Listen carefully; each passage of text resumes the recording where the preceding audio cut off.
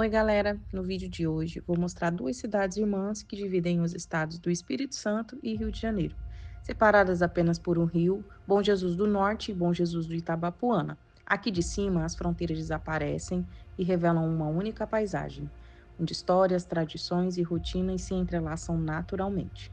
Neste voo, você vai conhecer esta união especial, as duas cidades, os dois nomes separados apenas por um rio e um só cenário inesquecível.